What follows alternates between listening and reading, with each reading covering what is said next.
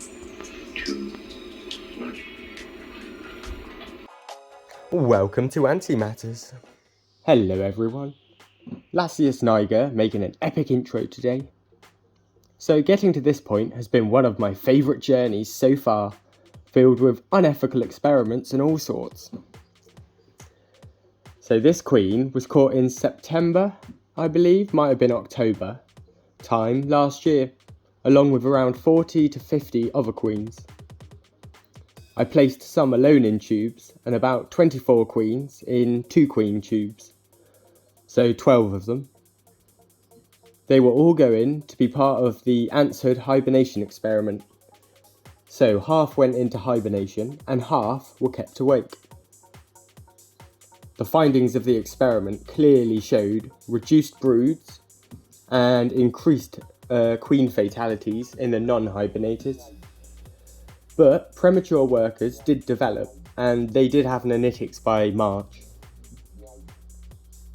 The hibernators had 0 queens die as opposed to 7 in the non-hibernators and 0 nanitics in March. But they had way more cocoons ready to bust open. I've released them all now out into the field where I live, and hopefully I'll get to see them again in the future.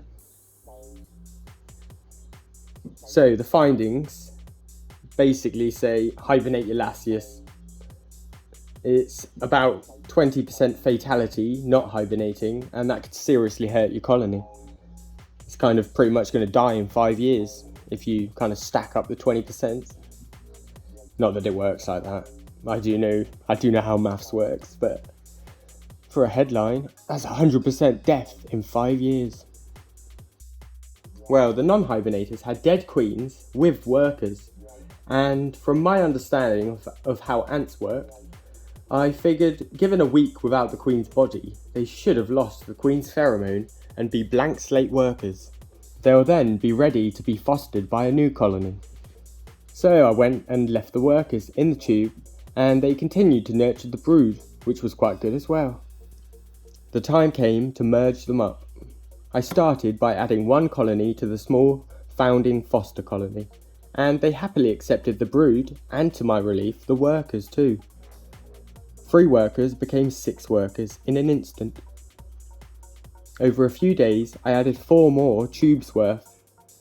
Some previously 2 queens, so had a moderate amount of brood as well, and workers, into the small little outworld they had. A side note, when the queens died in a 2 queen tube, they both died for some reason, although they did leave workers. I'm not really sure what happened there. By the time I'd finished adding the tubes, there was maybe 20 workers and about 50 cocoons at least, and they've been enclosing every day since. So many little nanitics running around, it's the best. I love the size and their dedication. They're really booming like no Niger I've ever kept before though. I think the extra workers made a good ratio between the brood to workers, allowing them to epically thrive. It should be a good ride this season. That's all for today. I hope you enjoyed. Have a fab week. I'll see you next time. Bye.